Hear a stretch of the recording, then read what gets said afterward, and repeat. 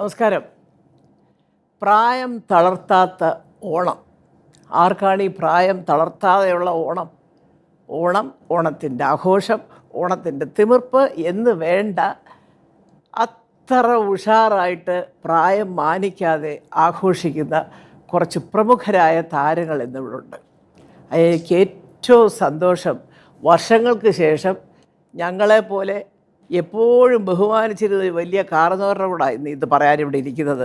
ആരാന്ന് ഞാൻ പറയണ്ടല്ലോ, ഞങ്ങളുടെ എല്ലാവരുടെയും ബഹുമാന്യനായ മൂത്ത ജ്യേഷ്ഠൻ ജനാർദ്ദനൻ ചേട്ടൻ.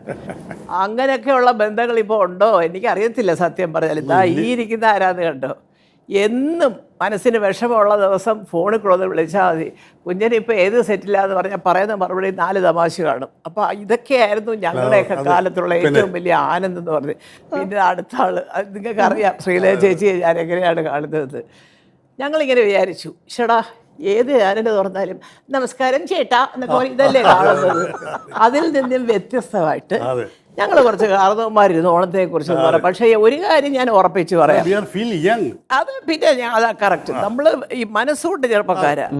പക്ഷെ ഞങ്ങളുടെ ഒന്നും കാലത്തെ ഓണത്തിന്റെ സുഖകരമായ മധുരതരമായ ഓർമ്മകളിൽ ഒരെണ്ണം പോലും നിങ്ങൾക്ക് പറയാൻ കാണത്തില്ല.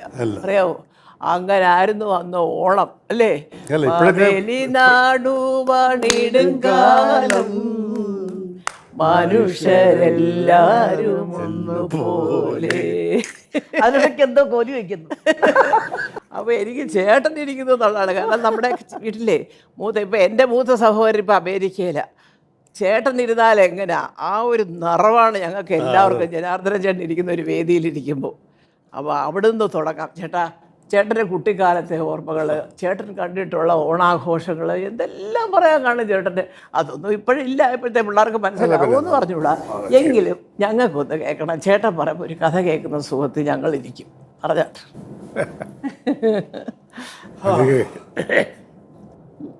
അന്നത്തെ ഓണത്തെ പറ്റി നമ്മൾ അയവിറക്കാനല്ലാതെ ഒരു കാരണവശാലും ആ ഓണമൊന്നും മടങ്ങി ഭാഗത്തേക്ക് ചിന്തിക്കാൻ പറ്റില്ല. സത്യം.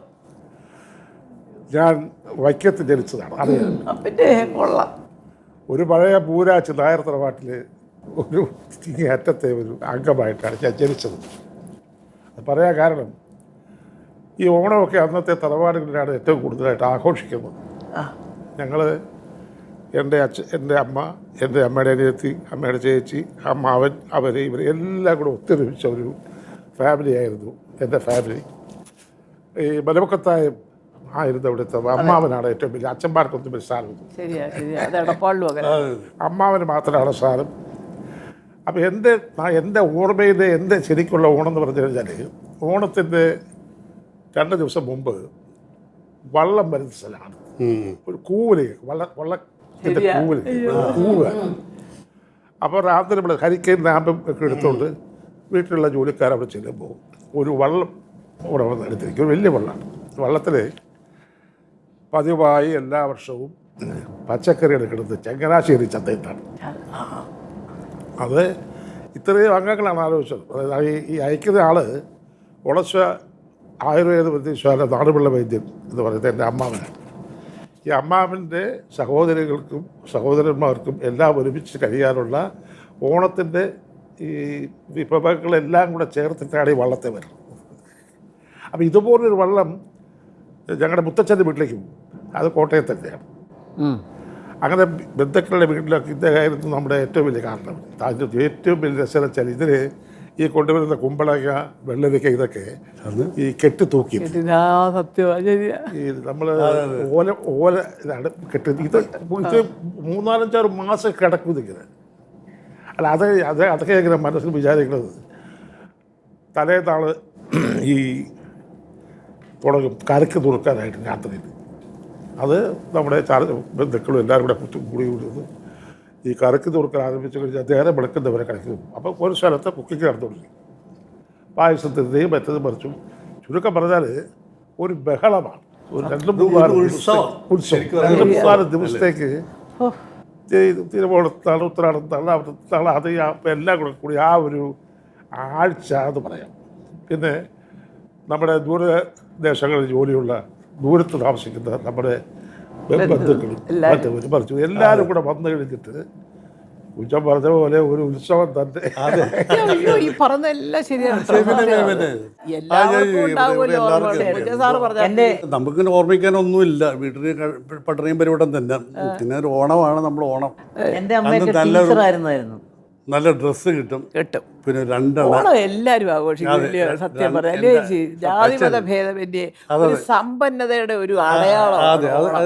ഒന്നുമില്ലാത്തവന്റെ കയ്യിൽ ഓണം ആകുമ്പത്തെ ഇച്ചിരി പൈസയും സാധനങ്ങളും ഒക്കെ. അതല്ല, അത് കടവും വിലങ്കിലും വാങ്ങിച്ച ഓണം ആഘോഷിച്ചിരിക്കും. സത്യം. കാണം വിറ്റു ഓണം. 4 അച്ഛൻ തരും എനിക്ക്. അത് ഒരു പട്ടമായി. ഇനി പട്ടം വലിയ ഓണത്തിനാണ്. പിന്നെ നല്ലൊരു ഉടുപ്പ് കിട്ടും. പിന്നെ പഴക്കൊലയൊക്കെ തൂക്കും.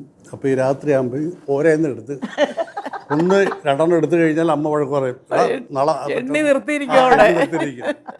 അങ്ങനെയൊക്കെ ഞാൻ പറയാം. അതിൻ്റെ ഒരു സുഖം നമ്മൾ ഈ കക്കലും. പിന്നെ ഒരു സ്ഥലത്ത് നെയ്യപ്പം വറുക്കുന്നു, ഇപ്പുറത്ത്. അയ്യോ, അതൊരു ഭയങ്കര കേട്ടോ. ഞാനത് പറയാം. രാത്രി അതൊന്നും ഇപ്പൊ ഇല്ല ചേച്ചി. അതിപ്പോ ഈ അടുക്കളക്കകത്തുള്ള പരിപാടി നമ്മുടെയൊക്കെ നാട്ടിലെ ഈ ദേഹണ്ണപ്പേര് അത് ഞാനത് ഇയാളെ പറയുകയും ചെയ്തു. എന്തുവാ ഈ വലിയ വാർപ്പ് വയ്ക്കാൻ കട്ട വെച്ചുള്ള അടുപ്പാ, അല്ലാതെ മറ്റേതിനകത്ത് വെക്കാൻ പറ്റത്തില്ല. ഒന്നിനകത്ത് ഉപ്പേരി വറക്കുന്നത്, ഒന്നിലില്ല ചീട കളി കിടക്കാതെ. അതാണ്. അപ്പൊ നമ്മള് പുറേ ചെന്നിട്ട് അത് ചെയ്യുന്നവർക്ക് അപ്പൊ അവര് കാണല്ലേ അമ്മ, കാണല്ലേ, വഴക്ക് പറയും എന്നൊക്കെ പറഞ്ഞുകൊണ്ട് അവരിങ്ങനെ മടി വെച്ചേക്കും. ഇത് ശകലം ഇച്ചിരി ശർക്കര വരട്ടിയൊക്കെ മധുരമുള്ളത്. അപ്പൊ അത് ഞങ്ങൾ എടുത്തുകൊണ്ട് അങ്ങ് കുളത്തിന്റെ കരയിലോട്ട് ഓടുമായിരുന്നു. നമ്മള് സിനിമ കാണാൻ പോകുമ്പോൾ ഉപ്പേരി എല്ലാം പൊതിഞ്ഞുകൊണ്ട് തിയേറ്ററിൽ നിന്ന് ഞാൻ. പക്ഷേ അനുഭവങ്ങളൊന്നും ഇപ്പോഴത്തെ ആർക്കും അനുഭവങ്ങളില്ല. അങ്ങനത്തെ ഓണമൊന്നും നമ്മുടെ കുഞ്ഞുങ്ങളോ മക്കളോ ആരും കണ്ടിട്ടുമില്ല. നമ്മുടെ പിള്ളേർ ഓണത്തുമ്പിയെ കണ്ടിട്ടുണ്ടോ? പ്ലാസ്റ്റിക് തുമ്പി ഓണത്തിന്, അതായത് ഈ സമയത്തൊക്കെ ഒരു 10-20 ദിവസം മുമ്പ് വരെ ആ ഓണപ്പക്ഷി, പ്രത്യേക പക്ഷിയില്ല, ഒരു മഞ്ഞ നിലവുണ്ട്. എവിടെ നോക്കിയാലും അത് കാണായിരുന്നു. ഇതൊക്കെ എവിടെ പോയത് സത്യം. അത് എന്തിനാ പറഞ്ഞത്? തുമ്പപ്പൂ എന്തോ അമ്മമ്മ തുമ്പപ്പൂ ഏതാ എന്ന് ചോദിക്കും കുഞ്ഞുങ്ങൾ. അതറിയാൻ തുമ്പപ്പൂ എന്ന് പറയാൻ അറിയത്തില്ലല്ലോ. കാശിത്തുമ്പ അല്ലെ വെള്ളത്തുമ്പ അല്ലെ തുമ്പപ്പൂ എന്ന് പറയാൻ എങ്ങനെ ഇരിക്കും അതുപോലും അറിയത്തില്ല. കാരണം ആരും കണ്ടിട്ടില്ല. ഇൻസ്റ്റന്റ് ഓണം. അതെ, ഇൻസ്റ്റന്റ് ഓണം. ഒരു കാർഡ്ബോർഡ് ബോക്സ് കിട്ടും. അതങ്ങോട്ട് തുറന്നാല് എല്ലാം ഉണ്ട്. അച്ചാറ്, നെയ്യ് വരെ ഉണ്ട്. പരിപ്പിന്റെ കൂടെ ഒഴിക്കുന്ന നെയ്യ് വരെ ഉണ്ട്. അല്ല, വേറെ സംഭവം വെച്ചാൽ ഇപ്പം നമ്മുടെ മക്കളും എല്ലാവരും അങ്ങ് നമ്മുടെ അടുത്തില്ല. അപ്പൊ ഒരു വീട്ടിലിപ്പോ ഞാൻ എന്നെ പോലെ ഇപ്പൊ ഞാൻ മാത്രമേ ഉള്ളൂ. അപ്പൊ ഞാൻ എന്താ വിചാരിച്ചു, ജോലിക്കാരും ഒക്കെ അങ്ങ് പോയി. എന്നാ പിന്നെ ആരെങ്കിലും കൊണ്ടു തരുന്ന ഇൻസ്റ്റന്റ് ഓണം. അത് വളരെ ശരിയാണ്.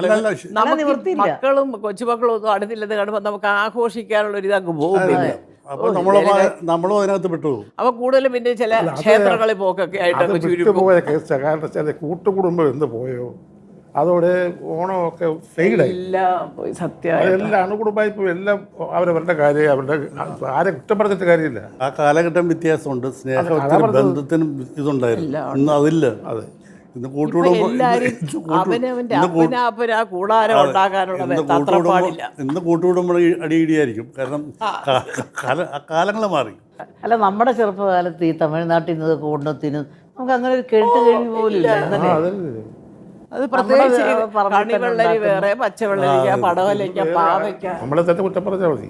നമ്മളെ കുറിച്ചത് നമ്മുടെ ആളുകൾ, നമ്മുടെ ജോലിയില്ലാത്ത പിള്ളേരാണെങ്കിലും കൂടി എന്തെങ്കിലും ഒരു സാധനം ഒരു പറമ്പിൽ ഇറങ്ങിയ എന്തെങ്കിലും ഒരു ജോലി ചെയ്യുമോ, അതൊന്നും നട്ടുപിടിപ്പിക്കണത്. പുതിയ പിള്ളേർക്ക് പൂവ് ഇഷ്ടമില്ലല്ലോ. അല്ല, ഇനിയിപ്പോൾ അതൊക്കെ മാറി. ആ ഓണം ഒരു പൂവ് ഇപ്പം നമ്മളൊക്കെ കഴിച്ചാൽ എവിടുന്നെങ്കിലും ഒരു ചെടി കിട്ടിയാൽ അത് കൊണ്ടുവച്ച് വളർത്തിയെടുത്ത് ആ പൂ കാണാൻ വേണ്ടിയിട്ട് അങ്ങനൊരു സംഭവമുണ്ട്. ഇത് ആ ചിന്തകളെ ഇത് എൻ്റെ വീട്ടിലുണ്ട്. ഇതുപോലെ കുറേ പിള്ളേർ ഇവന്മാർ ഈ ഇതിനകത്ത് വെച്ചോട്ട് ബന്ധങ്ങളില്ല.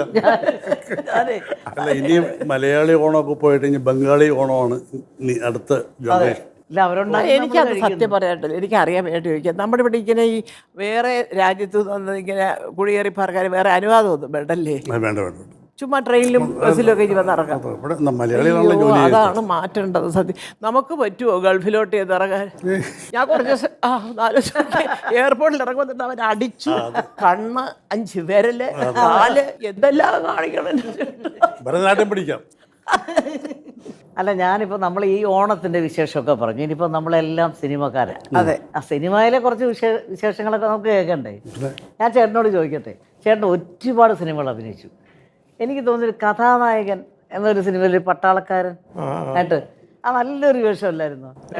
നല്ല വേഷമായിരുന്നു. നല്ല ക്യാരക്ടർ അല്ലേ ചെയ്തു? ചെറുപ്പത്തിലേ കണ്ടിട്ടില്ല ഞങ്ങളൊക്കെ.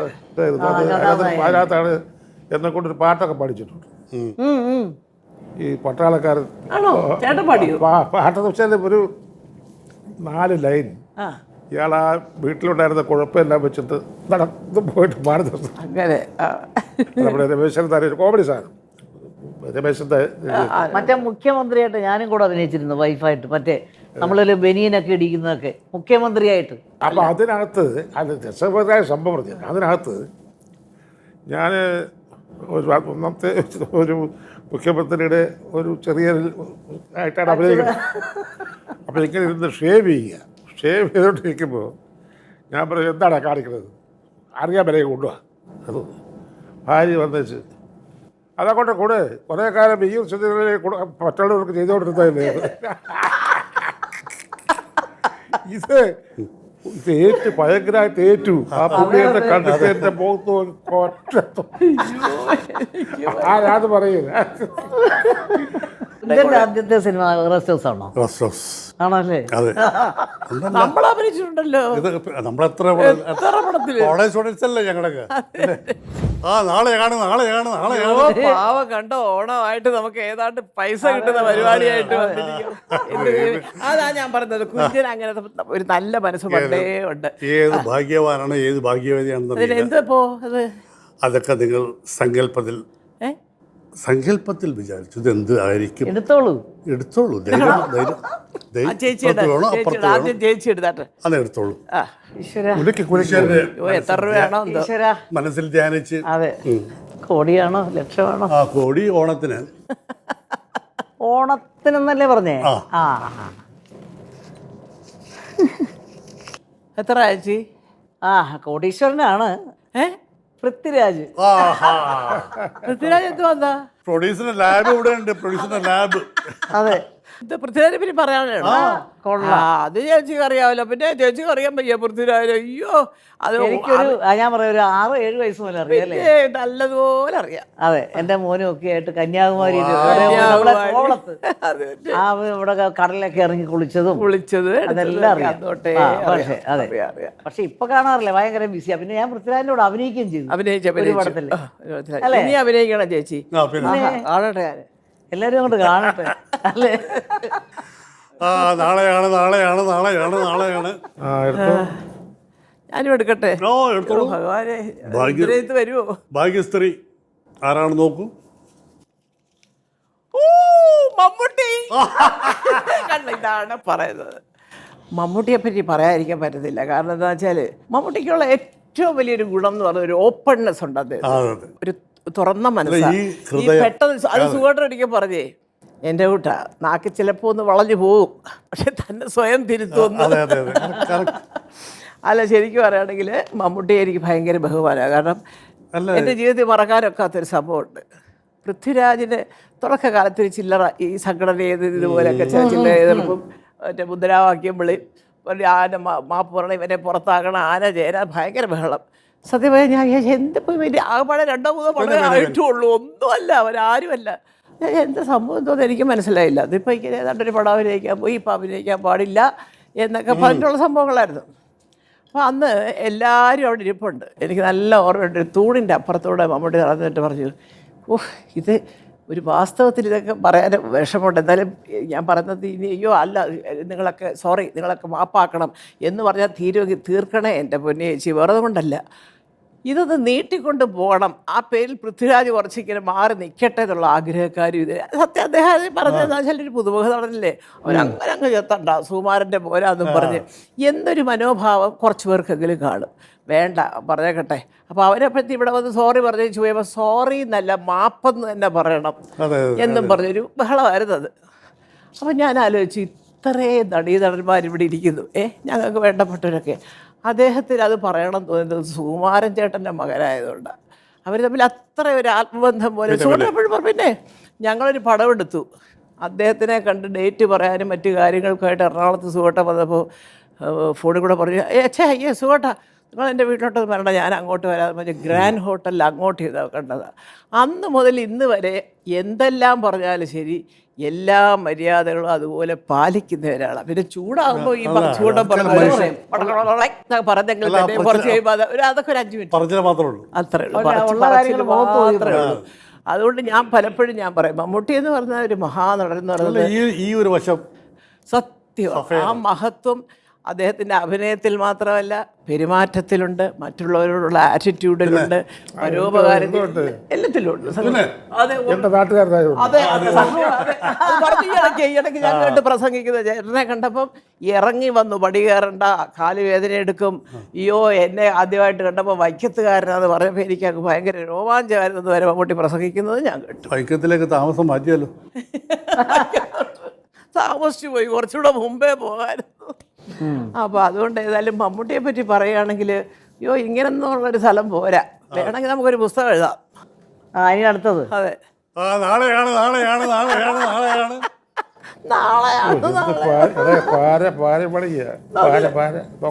എന്തുകൊണ്ടാ പാര? ഇത് എവിടുന്ന് കിട്ടി ഈ കളി? വന്ന വഴി മറക്കാൻ പാടില്ലല്ലോ. അയ്യോ പാവം, ഒടുവിലുണ്ട് കൃഷ്ണൻ. അയ്യോ ഈശ്വരാ. നല്ലൊരു നടനും അതെ, സാധുവായൊരു കൃഷ്ണൻ, വളരെ അടുത്ത് ഇടപഴകിയിട്ടുള്ള ഒരു വ്യക്തിയാണ്. പുള്ളിക്കാരൻ പറയും, എടാ പോയി എൻ്റെ വീട്ടിൽ ഏറ്റവും കൂടുതൽ ജീവിച്ചിരിക്കുന്നത് ഞാനാണ് കിട്ടും. കാരണം അവർ മുഴുവൻ അല്പായസാണ്. ആ വീട്ടിൽ കുടുംബത്തിൽ ആണുങ്ങൾ വാഴും. നല്ലൊരു മനുഷ്യരായിരുന്നു. എന്തുമാത്രം ഒരുപാട് വേഷങ്ങൾ. ഞങ്ങൾ ഒരിടയ്ക്ക് എനിക്ക് തോന്നുന്നത് ജയറാം, ഞാൻ, ഉണ്ണികൃഷ്ണൻ, ജഗതി ശിവകുമാർ, ഞങ്ങൾ ഒരു ഗ്രൂപ്പായിട്ടൊരു 8-10 പടം, നരേന്ദ്രപ്രസാദ്, ഇത്രയും പേര് ഒരുമിച്ച് ഒരുപാട് പടങ്ങൾ ചെയ്തു. പിന്നെ വേറെ സത്യത്തിൽ ഇത്രയും ഒരു എന്താ പറയണേ, ഒരു അഭിനയിക്കുകയാണെന്ന് തോന്നാതെ വളരെ നാച്ചുറൽ എന്ന് വെച്ചാൽ കൊതി കിട്ടുന്ന അഭിനയം. ചെണ്ടയിലാണ് ആദ്യം വന്നത്. ഒരു സീൻ വഴി പറഞ്ഞു കൊടുക്കുന്നത്. അതെ, അയ്യോ ശരിയല്ലേ, ഒടുവിലുണ്ട് കൃഷ്ണൻ. അതെന്നാ എനിക്ക് ഓർമ്മ, ഇപ്പം പറഞ്ഞപ്പോഴാണ് എനിക്ക് അയ്യോ ചേട്ടനെ എനിക്ക് ഓർമ്മയുണ്ടായിരുന്നു. പുള്ളിക്കാരെ പറ്റി ഓർക്കുമ്പോൾ ഒരുപാട് കാര്യങ്ങൾ മനസ്സിൽ വരും. ഒരു യാതൊരു തരത്തിലുള്ള ഒരു കൊണ്ടിഷ്ടമൊന്നുമില്ലാത്ത എല്ലാവരുമായിട്ടും ഭയങ്കര സ്നേഹമായിട്ട് പെരുമാറിക്കൊണ്ടിരുന്നു. അല്ല, അതൊക്കെ ഒറിജിനലാണ്, സിന്തറ്റിക്കൽ അല്ലേ? അതെ, വളരെ പഴയ തിരുവോണത്തിനെ പറ്റിയൊക്കെ പണ്ടത്തെ ആലോചിച്ച പോലെ അന്ന് ഉണ്ണികൃഷ്ണൻ ഉണ്ടായിരുന്നു. അല്ല അതെ അതേകൊണ്ട് അല്ല അങ്ങനെ നന്നായിട്ട് മൃദംഗം വായിക്കും, അസലായിട്ട് മൃദംഗം വായിക്കും, പാട്ട് പാടും. 2-3 പാട്ടുകൾ സംവിധാനം ചെയ്ത് ഈ കാസറ്റ് നാളെയാണ് നാളെയാണ് നാളെയാണ് ആരാണ് ഭാഗ്യവതി, ആരാണ് ഭാഗ്യക്കാരൻ? ഓ ഇനിയുണ്ട് ചേച്ചി, അല്ല നോക്കൂ, ഇനിയുണ്ട് ആരെയാണോ എന്തോ കിട്ടുന്നത്. പ്രേം നസീർ. ഓ അത് കലക്കി. അല്ല ഈ പറയുന്ന ആളിന് നമുക്ക് തിരിച്ചറിഞ്ഞ കൊടുക്കട്ടെ. നസീറിനെ കുറിച്ച് പറയാനുള്ള ഒരുപാട് കാര്യങ്ങളുണ്ട്. ഞാൻ എൻ്റെ വ്യക്തി ജീവിതത്തിൽ ഒരുപാട് സഹായിച്ചൊരു വ്യക്തിയാണ്.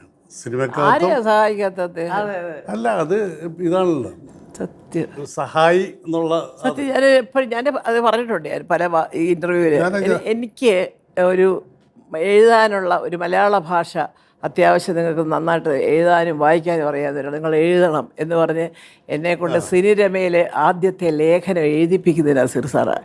AVM സ്റ്റുഡിയോയിൽ ഒരു പടത്തിൽ. സത്യം പറഞ്ഞാൽ എനിക്കത് എന്ന് ഞാൻ ഓർക്കും, സാറിൻ്റെ ആ ഒരു നമ്മളത് പറഞ്ഞൊരു എൻകറേജ് ചെയ്ത് കൂടെ നിൽക്കുന്നുണ്ട്. ഞാൻ നസീർ സാറിൻ്റെ പിന്നെ ഞാൻ 72 ആദ്യത്തെ കഥ എന്ന് പറഞ്ഞ സിനിമയ്ക്കകത്താണ് ഞാൻ വരുന്നത്.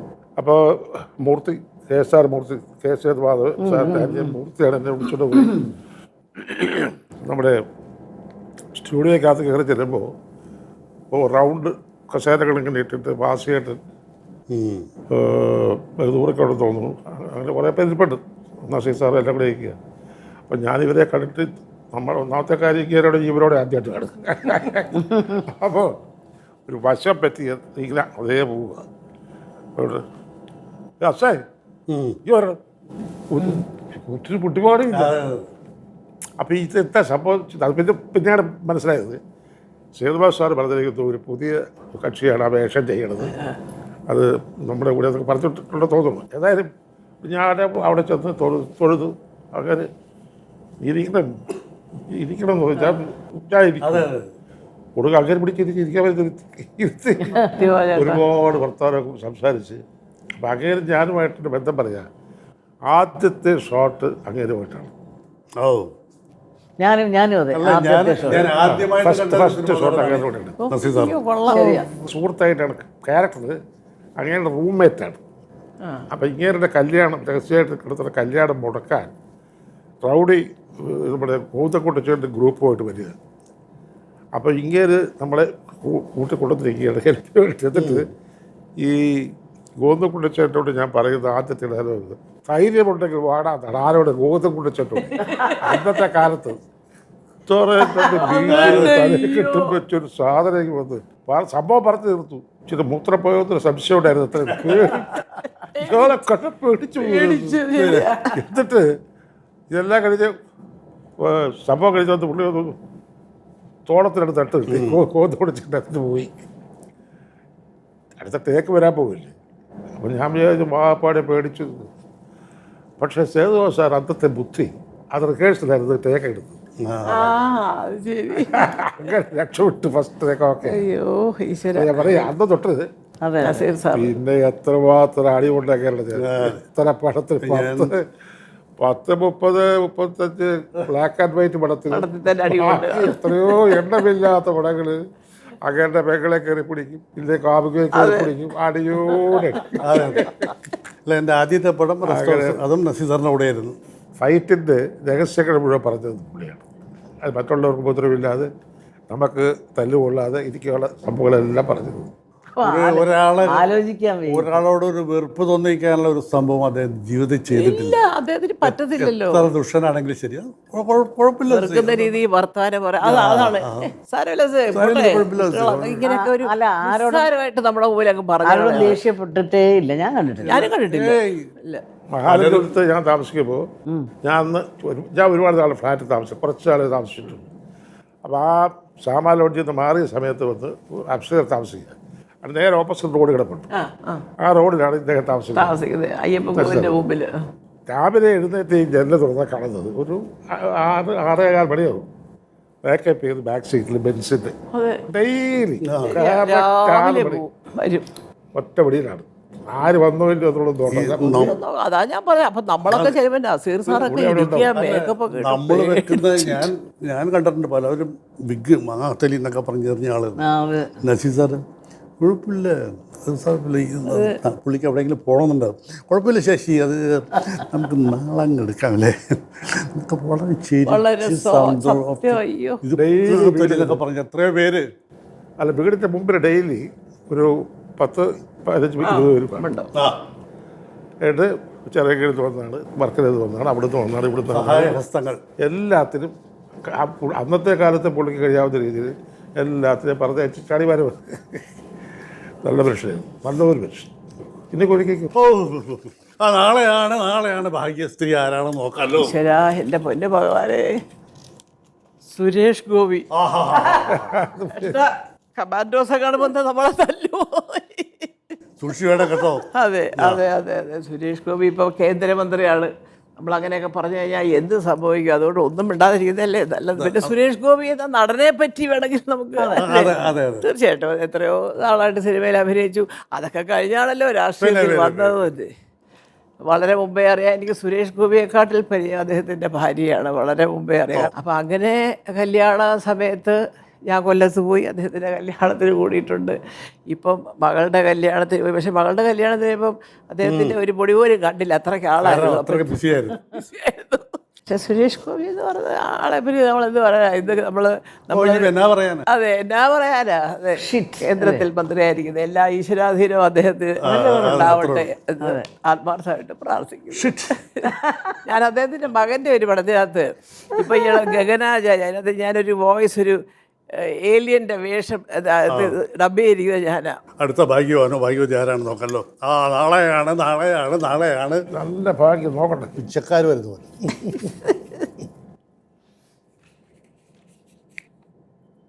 അതിനാണോ സിദ്ദിഖ് വളരെ വർഷങ്ങൾക്ക് മുമ്പ് നല്ലൊരു ചെറുപ്പക്കാരൻ, സൗദിയിൽ ജോലിയായിരുന്നു. അത് വേണ്ടാതെ വെച്ച് ഓടിപ്പോന്നു. ഈ സിനിമയോടുള്ള ഒരു വല്ലാത്തൊരു അഭിനിവേശം ഉണ്ടായിരുന്നു. അങ്ങനെയാണ് സിദ്ദിഖ് വന്ന് സിനിമയ്ക്കകത്ത് ചേർന്നത്. തുടക്കം പോലെ വലിയ പരിചയമാണ്, അടുപ്പമാണ്. അങ്ങനെ മിടുക്കനാണ്. കാരണം കൊച്ചു വേഷങ്ങളുടെ വന്നിട്ട് പെട്ടെന്ന് നല്ല നല്ല ക്യാരക്ടേഴ്സൊക്കെ ചെയ്തത്. അഭിനയസിദ്ധിയുള്ളവരാണ്. നല്ലപോലെ പാട്ട് പാടും. നല്ലൊരു ഈ സ്റ്റേജ് പ്രോഗ്രാംസിലൊക്കെ എല്ലാത്തിനും മിടുക്കനാണ്. ഇപ്പോൾ നമ്മുടെ സെക്രട്ടറി, അമ്മയുടെ സെക്രട്ടറിയായി. പക്ഷേ എന്തോ ചില പ്രത്യേക കാരണങ്ങൾ ഒക്കെ വെച്ചിട്ട് അവിടെ എന്തോ ഒരു ചെറിയൊരു പ്രശ്നങ്ങളൊക്കെ ഉള്ളതായിട്ട് അറിയാം. എന്താണെന്നൊന്നും നമുക്ക് ഈ കാര്യങ്ങളുമായിട്ട് കൂടുതൽ ബന്ധമില്ലാത്തതുകൊണ്ട് എന്താണെന്ന് അറിയാൻ പാടില്ല. മാധ്യമങ്ങളിൽ കൂടി കണ്ടുവരുന്നു ചില കാര്യങ്ങളൊക്കെ അതാണ് ഇതാണെന്നൊക്കെ. പക്ഷെ ഇതിലൊന്നും ഞാൻ എന്നെ സംബന്ധിച്ചിടത്തോളം ഞാനിതിലൊന്നും വിശ്വസിക്കുന്നില്ല. എന്താണ് വരുന്നത് നമ്മൾ വഴിയെ കാണാം എന്നുള്ളതാണ്. നമുക്ക് വിശ്വസിക്കാനും ഒക്കില്ല ഒന്നുമില്ല. അദ്ദേഹത്തിന്റെ കാലങ്ങൾ കണ്ടിട്ടുമില്ല. അത് കാരണം ഇപ്പൊ രീതിയും അങ്ങനെയുള്ള കാലഘട്ടത്തിൽ സന്തോഷമായിട്ട് വന്ന സിദ്ദിഖിന് ജീവിതത്തിലുണ്ടായിരുന്ന മോശമായ ഒരു സംഭവം വരുന്നത്, സുന്ദരിയായിരുന്നൊരു ചെറുപ്പക്കാരി പെട്ടെന്ന് കയറി ആത്മഹത്യ ചെയ്തു. അന്ന് തൊട്ട് വളരെ ഡള്ളായിരുന്നു. അതിനുശേഷം കുറേ കഴിഞ്ഞിട്ട് അദ്ദേഹം വേറെ ഒരു വിവാഹം കഴിക്കുകയുണ്ടായി. അതിലൊരു കുട്ടിയുണ്ട്. ഇപ്പോൾ ഈ റീസെൻ്റായിട്ട് അവൻ്റെ മൂത്ത മകനും മരിച്ചു. വളരെ ചെറുപ്പമാണ്, 27 വയസ്സോ 25 വയസ്സുണ്ട്. അപ്പം അങ്ങനെ മാനസികമായിട്ട് ദുഃഖം, ഞാൻ പറഞ്ഞില്ലേ, തുടക്കത്തിൽ ചെറുതായിട്ട് തുടങ്ങി വലുതായിട്ട് സന്തോഷമായിട്ടിരുന്ന സമയത്താണ് ഓരോന്നായിട്ട്. ഇപ്പം മകൻ മരിച്ചിട്ട് ഇപ്പോൾ 2 മാസം മറ്റൊരു അടുത്താകുന്നേ ഉള്ളൂ. ഇപ്പോൾ വല്ലാത്തൊരടി കിട്ടിയിരിക്കുകയാണ്. പക്ഷെ അത് എല്ലാ മനുഷ്യർക്കും ഉള്ളതാണ്. ഒരു സന്തോഷം ഉണ്ടാകുമ്പോൾ അതിൻ്റെ കൂടെ എന്തെങ്കിലും പ്രത്യാഘാതം എന്ന് പറഞ്ഞ പോലെ ഒരു അനിഷ്ട സംഭവങ്ങളൊക്കെ ഉണ്ടായെന്ന് വരും. ഇതൊന്നും കാര്യമാക്കാനൊന്നുമില്ല. അതെനിക്ക് നമുക്ക് പറയാനുള്ള വെച്ചാൽ ഇതൊക്കെ സ്വാഭാവികമായി ഉണ്ടാകുന്ന ചില അനുഭവങ്ങളാണ്. അതൊക്കെ വന്നും പോയും ഒക്കെ ഇരിക്കും. ധൈര്യമായിട്ട് മുന്നോട്ട് പോട്ടെ, സിദ്ദിഖ് മിടുക്കനായിട്ട് വരട്ടെ, അത് മാത്രമേ നമുക്ക് പറയാം. ഈ ചേട്ടൻ എനിക്ക് ഒരു കാര്യം പറയട്ടെ. ഒരു വലിയ ഗായികയാണ് നമ്മളോട് ഇരിക്കുന്നത് പറയുന്നു. അയ്യോ അല്ല അതല്ല, കച്ചേരി ഒരു വഴി കൂടെ അമ്പലങ്ങളിൽ അവിടെ ഇവിടെ. എനിക്ക് കച്ചേരി വരുമ്പോൾ വലിയ ഒരു 15 ദിവസം ഞാൻ സാധകം ചെയ്യും. അത്ര മതിയല്ലോ, അത് മതി. അത് ഞാൻ പാടത്തില്ല, അല്ലാതെ പാടത്തില്ല. അതാ ചേച്ചി ഞങ്ങളിവിടെ സാധനം രാവിലെ ഷൂട്ടിംഗ് ഉണ്ടായിരുന്നു 4 മണിക്ക് എഴുന്നേറ്റ്. ദക്ഷിണാമൂർത്തി സ്വാമി ചെയ്തോണ്ടിരുന്നറിയോ ഇത്രയുടെ വെള്ളത്തിൽ. ശരിയാ, അതാണ് കറക്റ്റ്. തെറ്റം വെള്ളത്തിൽ നിന്നുകൊണ്ടാണ് ഈ ഒക്കെ പറഞ്ഞിട്ടില്ലേ സത്യം പറഞ്ഞ. ഞങ്ങളെ 6 മണിക്ക് ശേഷം വെള്ളത്തിലാണ്. അല്ല 6 മണിക്ക് ശേഷം മല്ലിയെ ഇത്രയും അധികം വെള്ളത്തിൽ നിൽക്കുമ്പോഴെന്നറിയോ നമുക്ക് സത്യത്തിൽ ഒരു തണുപ്പ് വരും, ഈ ആകാരങ്ങൾ വരും. അതാണ് ശരിക്കും ഞാൻ കണ്ടിട്ടുണ്ട്. ഇത്തിരി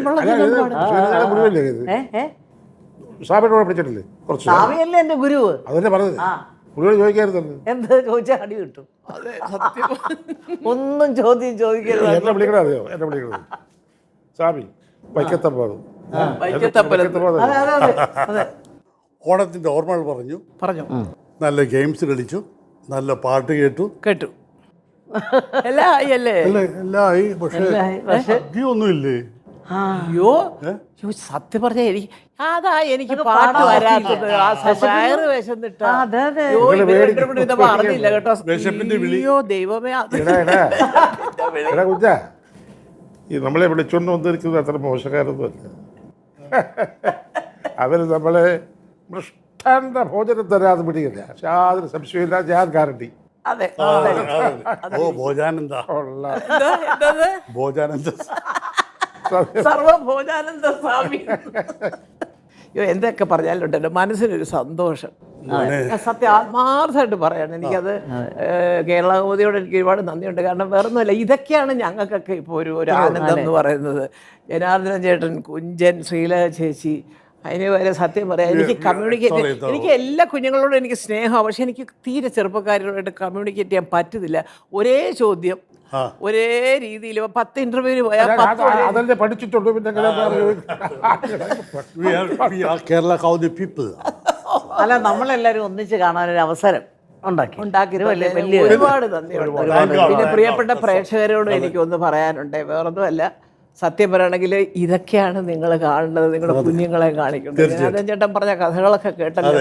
മുന്നേ അമ്മമാരെ അച്ഛന്മാരെ ഇതുപോലെയുള്ള ഇവരൊക്കെ അതെ നല്ല പൂർവ്വകാല ചരിത്രങ്ങളും നല്ല വിവരങ്ങളും വായനാശീലവും ഒക്കെയുള്ള നല്ല പുസ്തകങ്ങളൊക്കെ വായിച്ച് പഠിച്ച് അവരൊക്കെ പറയുന്ന കഥകളൊക്കെ കേൾക്കുമ്പോൾ പണ്ട് എൻ്റെ അമ്മയൊക്കെ ഈ ഞങ്ങൾക്കൊക്കെ ഉറക്കം വരുമ്പോൾ കഥ പറഞ്ഞു തന്നാ ഉറക്കുന്നത്. നമ്മളൊക്കെ അത് ഞങ്ങൾ തുടർന്നുകൊണ്ടിരുന്നത് ഞങ്ങളുടെ കൊച്ചുമക്കളോട്. ഇനി ഇപ്പോഴത്തെ പിള്ളേരോട് പറയാൻ പറഞ്ഞാൽ ഇംഗ്ലീഷിലൊക്കെയുള്ള പാട്ടൊക്കെ വെച്ച് കൊടുത്തായിരിക്കും പിള്ളേരെ ഉറക്കുന്നത്. എന്തായാലും വളരെ സന്തോഷം. ഏതാണ് പണ്ട് കുടുംബത്തിൽ ചെന്ന് കയറി പ്രശാന ഒരു ഓണസദ്യയും കഴിഞ്ഞ് ഇറങ്ങി വരുന്ന ഒരു സുഖമുണ്ട് സത്യം. അപ്പം അങ്ങനെ ഇന്നത്തെ ദിവസം നമ്മളെല്ലാം വളരെ സന്തോഷമായിട്ട്, അപ്പം ഈ സന്തോഷത്തിൻ്റെ ഓർമ്മയ്ക്കായിട്ട് ഞാൻ നിങ്ങൾക്ക് കുറച്ച് ഗിഫ്റ്റ് വാങ്ങിച്ചിട്ടുണ്ട്. എവിടെ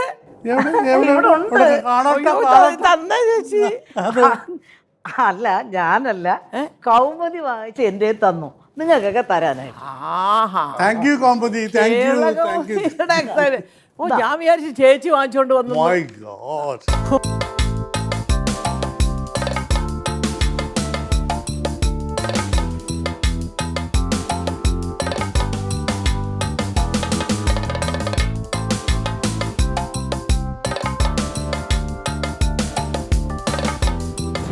ഒരു കാര്യം ഞാൻ ചോദിക്കട്ടെ, സത്യം പറയണം. അതായത് ഈ ഒരു ദൈവഭയവും ഗുരുനാഥന്മാരെ ബഹുമാനിക്കുകയും അച്ഛനമ്മമാരെ സ്നേഹിക്കുകയൊക്കെ ചെയ്യുന്ന ആൾക്കാരോടാണ് ഞാൻ ചോദിക്കുന്നത്.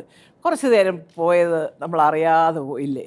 ഞങ്ങളുടെ മനസ്സിൽ ഞങ്ങൾ അനുഭവിച്ച സുഖകരമായ സംഭവങ്ങൾ, ഓർമ്മകൾ, ഇതൊക്കെ പങ്കുവയ്ക്കാൻ നേരത്ത് അതിനകത്ത് ഒരു ആത്മാർത്ഥതയുണ്ട് ആ സംസാരത്തിൽ പോലും. അതാണ് ഞാൻ പറഞ്ഞത്. അപ്പം അതുകൊണ്ട് ഇപ്പം കണ്ടില്ലേ, പാട്ടും കളികളും സന്തോഷകരമായ ഓർമ്മകളും ഒക്കെ പങ്കുവെച്ച് കഴിഞ്ഞപ്പോൾ കേരള കൗമുദിയുടെ ഓണക്കോടി. ഞാനാണെങ്കിൽ എല്ലാവരും നമ്മളെ അടുത്ത വർഷം വിളിക്കുമായിരിക്കും, ഇല്ലയോ? എന്തായാലും എല്ലാവർക്കും ഹൃദ്യമായ ഓണാശംസകൾ. ഐശ്വര്യവും സമ്പൽ സമൃദ്ധിയും ദീർഘായുസ്സും ആരോഗ്യവും മനസ്സമാധാനം, അതാണ് ഏറ്റവും പ്രധാനം. അതൊക്കെ നൽകുന്ന ഒരോണം വരട്ടെ. ഇനിയുള്ള ഓണങ്ങളും അങ്ങനെ തന്നെ ആവട്ടെ.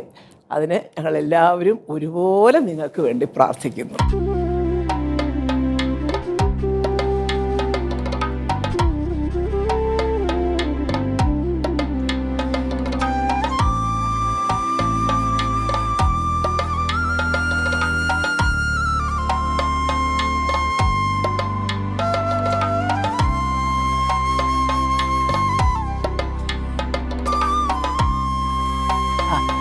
കുഞ്ച വിശക്കുന്നേ എന്ന് പറഞ്ഞ് കുറച്ചു നേരം അല്ലേ പറഞ്ഞിട്ട്, ഇങ്ങോട്ട് നോക്കിക്കേ, ഇതിലെന്തെങ്കിലും ഒരു കുറവുണ്ടോ? അങ്ങറ്റ ഇങ്ങോട്ട് ഒന്ന് രണ്ടായിട്ടും കൂടുതലുണ്ടെന്ന് തോന്നില്ല ഇതിനകത്ത്. നമ്മള് പഴയ ഓണത്തിൽ നിന്ന് വ്യത്യാസമായിട്ട് ഉണ്ണിയപ്പോ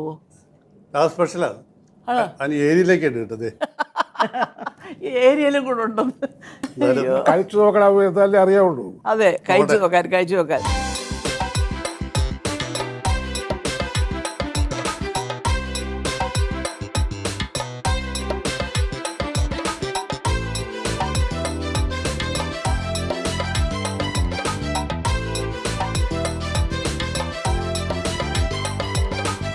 എന്തൊക്കെയായാലും മലയാളി എവിടെ ഉണ്ടെങ്കിലും ഓണം ഉണ്ടാവും. എവിടെ ഞാൻ പണ്ട് അമേരിക്കയിൽ പോയ സമയത്ത് ഒരു വീട്ടിൽ ചെന്നപ്പോൾ ഈ ഇലയൊക്കെ വെച്ചിട്ട് സദ്യ ഉണ്ടാക്കി. അമേരിക്കയിൽ മിക്ക വീട്ടിലും മിച്ചിപ്പൂവും ജമന്തി എല്ലാം അവിടെ കിട്ടുന്നുണ്ട്. അവിടെ ജമന്തി കിട്ടും, അവിടെ എല്ലാം പ്ലാസ്റ്റിക് മാത്രമേ. അത് സത്യം. അവിടെയൊക്കെ പൂക്കളായപ്പോ ഇവിടെ പ്ലാസ്റ്റിക് ആയി എല്ലാം. പിന്നെ അത്തപ്പൂട് ഏതാണ്ട് പൊടിയും കളറും ഒക്കെയാണ്. അതിപ്പോൾ സത്യം പറഞ്ഞാൽ നമ്മുടെ കേരളത്തിനെക്കാട്ടി കൂടുതൽ അന്യ ഇതിലുള്ള ദേശങ്ങളിലുള്ള മലയാളികളാണ് എല്ലാ ഉത്സവങ്ങളും. ഈ പായസം നമ്മൾ എന്തുകൊണ്ടാണ് ഈ ഇലയിൽ ഒഴിച്ച് കഴിക്കുന്നത്?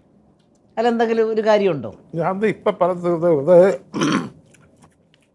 പഴയ ശാസ്ത്രപ്രകാരം ഈ ഇലയിനകത്ത് പായസം തിളച്ച പായസം ഒഴിക്കുന്നത് ഇതൊരു ആക്ഷൻ ഉണ്ടാവില്ല.